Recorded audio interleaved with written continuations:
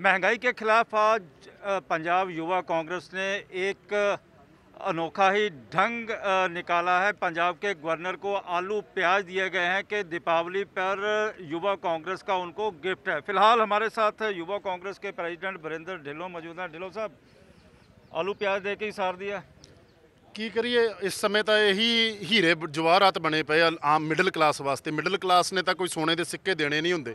So middle class में तो यही एक सबसे बड़ा इस समय प्राइसलेस आइटम हुई पड़ी है।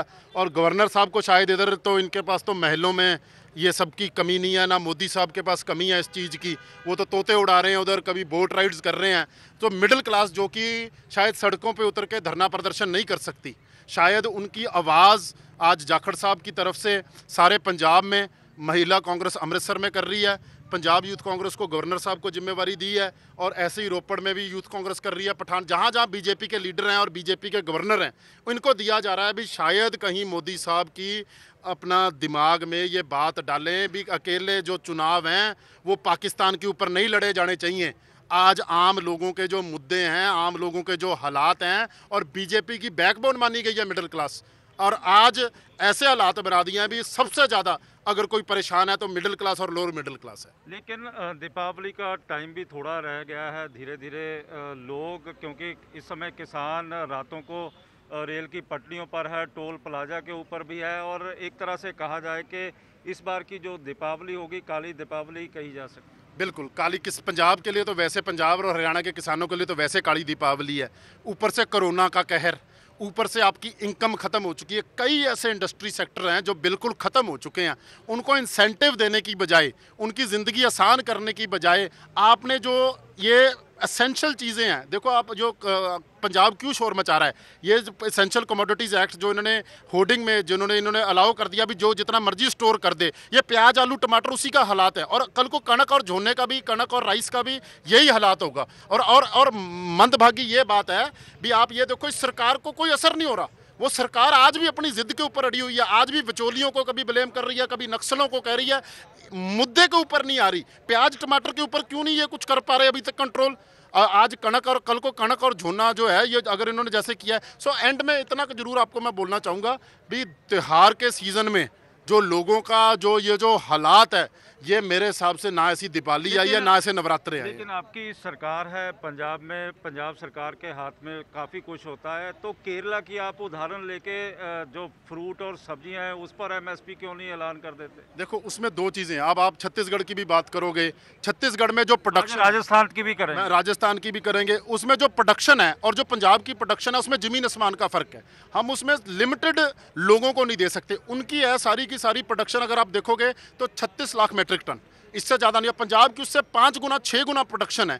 और यही हालात है केरला में भी। अगर आप देखोगे तो कुछ अगर हमारे पास, अच्छा हमारे को देने में कोई हर्ज नहीं है, लेकिन जो फल और सब्जियों वाले हैं उनके लिए तो की जा सकती है, क्योंकि फल और सब्जियां पंजाब में ज़्यादातर नहीं होती, ज़्यादातर हिमाचल और दूसरे राज्यों के साथ ही आती है। आपकी बात सही है, इसको प्रोडक्शन को इंक्रीज भी कर, लेकिन आप सबसे बड़ी इंपॉर्टेंट है रिसोर्सेज की बात।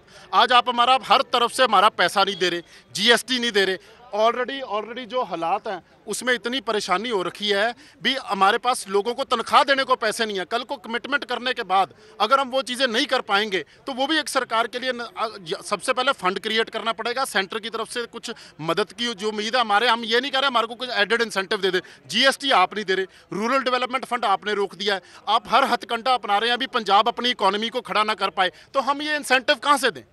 आपने बिल पास कर दिए, 3 बिल पास कर दिए, लेकिन सीधा सीधा टकराव ले लिया सेंटर के पास। जबकि एग्रीकल्चर इशू स्टेट का इशू होता था, उसमें यदि अमेंडमेंट कर दी जाती तो आज इतना बड़ा टकराव ना होता, किसान पटड़ियों पे ना होते, टोल प्लाजा के ऊपर ना होते। देखो किसान जो है वो समझदार एक उस चीज़ में है, उनको विश्वास है, लेकिन सेंटर का आप मानते हो कि जो वो 3 बिल गवर्नर पास कर देगा, आप राष्ट्रपति के पास जा रहे हो और जहाँ पे गवर्नर के पास अभी पेंडिंग पड़े हुए हैं। मैं आपको वही बोल रहा हूँ ना, अगर गवर्नर साहब को तो एक अपना कंसेंट देनी पड़ेगी उसको किसी ना किसी टाइम के ऊपर। कितनी देर रोक लेंगे, उसको डिले कर सकते हैं, लेकिन दूसरी बात उसके बाद दूसरे भी चीज़ें हैं ना जो कॉन्स्टिट्यूशनली हम जो बाकी चीज़ें कर सकते हैं वो भी करेंगे। लेकिन हमारे को जो सबसे ज़्यादा खतरा है वो प्रेसिडेंट साहब के ऊपर ये होता है भी चलो हमारे साहब के पास तो जब बिल जाएगा तभी आप बात करोगे ना, अभी तो बिल ही नहीं गया ना, आपके पास वापस भेजा है, पेंडिंग है। उसको क्लियर करवाने के लिए पंजाब की कोई भी राजनीतिक ताकत संघर्ष क्यों नहीं कर रही? हमारी जितनी जथेबंदी ने संघर्ष किया वो आपको भी पता है, हमारे को भी पता है, हम किस लेवल तक हमारे पे पर्चे भी हुए, जेल भी हुई और ये प्रदर्शन भी हुए। आज किसानों को हम आगे रख के हम उनको जरूर सपोर्ट कर रहे हैं और आने वाले समय पे इसको और इंटेंसीफाई करेंगे। आप ये देखो, ये मुद्दा रुकने वाला नहीं है, लड़ाई लंबी है, संघर्ष लंबा है। राहुल जी से लेके बिहार में भी आज तो कहते हैं कि 2022 तक की है। नहीं, ये आपकी सोच हो सकती है। 2022 भी जरूरी है। अगर आप कहो भी हाँ 2022 नहीं जरूरी है, सरकारें बनाएंगे तभी जाके लोगों का भला करेंगे। ऑपोजिशन में रह के तो लोगों का भला हो नहीं सकता, वो देश देख ही रहा है। तो अगर सरकार बननी भी उतनी जरूरी है, सरकार बनाना कोई गलत बात नहीं है, सरकार के बनाने के लिए कोई प्रयास करना कोई गलत बात नहीं है। और अगर मुद्दे उठाएंगे तो लोग बेवकूफ़ नहीं है, लोग समझते हैं कौन ड्रामा कर रहा है और कौन सही कर रहा है। और इसी करके हम जो कांग्रेस की ये लड़ाई रही है, ये बड़ी सच्ची और ईमानदारी लड़ाई रही है। कैप्टन साहब ने पहले दिन से चिट्ठियां लिखी, लेकिन हमारे पास जो ताकत है वो हमारे पास सदन में नहीं है, हमारे पास सड़क पर ताकत है और उस ताकत का हम जरूर। तो दिल्ली में किस तरह की ताकत का मुजाहरा करेगी कांग्रेस? क्या वहां पर ही धरना दे दिया जाएगा? राष्ट्रपति ने तो आपको टाइम नहीं दिया मिलने का। उस दिन देखना आप, कैप्टन साहब अपने उसी रूप में होंगे जो शायद वो अपनी जवानी के टाइम पे रूप में होते थे। कैप्टन साहब डिटरमेंट है, नहीं मिलेंगे तो कैप्टन साहब उनके दर के आगे बैठेंगे। जब तक वो उनकी बात नहीं सुनेंगे, कैप्टन साहब वहां से हटने वाले नहीं। ये थे बरिंदर ढिल्लों जो बता रहे थे कि आने वाले समय में कांग्रेस की रणनीति किस तरह की हो रही है। कैमरामैन इंद्रजीत के साथ विशाल अंग्रेज, न्यूज़ 24 चंडीगढ़।